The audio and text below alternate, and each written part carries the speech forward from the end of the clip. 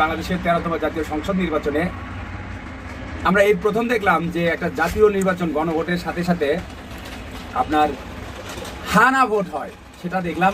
তো যাই হোক, আমরা সেখানে আসলে ভোটের আগেই, হানা ভোটের পূর্বেই কিন্তু এখানে হানা ভোট নিয়ে বিএনপি দ্বিমত ছিল, তারা কিন্তু মত প্রকাশ করে নাই।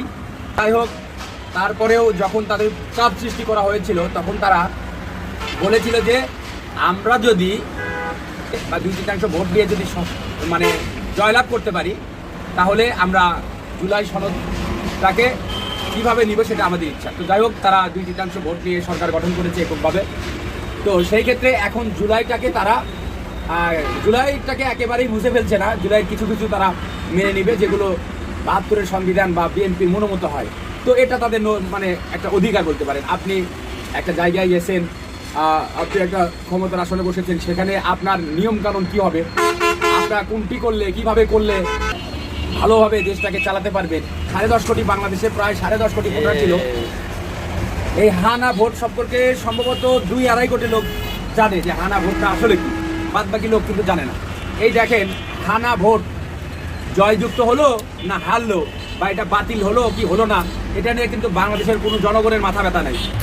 শুধুমাত্র কয়েকটা আন্ডা বাচ্চাদের এই মাথা ব্যথাটা, আর বাংলাদেশ জামাত ইসলামের এই মাথা ব্যথা। তারা 11 দলীয় জোটে মাত্র 300টার মধ্যে মাত্র 80টা বা 78টা আসন পেয়েছে, তারপরেও তারা সরকারের উপর খবরদারি করতে চায়। যেখানে আপনার তারা 210 প্লাস 213টি আসন পেয়েছে, সেখানে তাদের কোনো দাম নাই, আর সে 4 ভাগের 1 ভাগ পেয়েছে, সেখানেই তার দাম। তো বিষয় হচ্ছে, হানা ভোট নিয়ে বাংলাদেশের জনগণের কোনো মাথা ব্যথা নাই, বা প্রত্যেকটা শ্রেণী মানুষের কোনো মাথা ব্যথা নাই।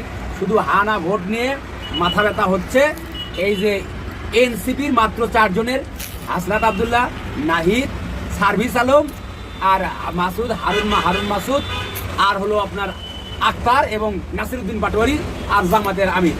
এই 6 জন লোকেরই হানা ভোট নিয়ে মাথা ব্যথা।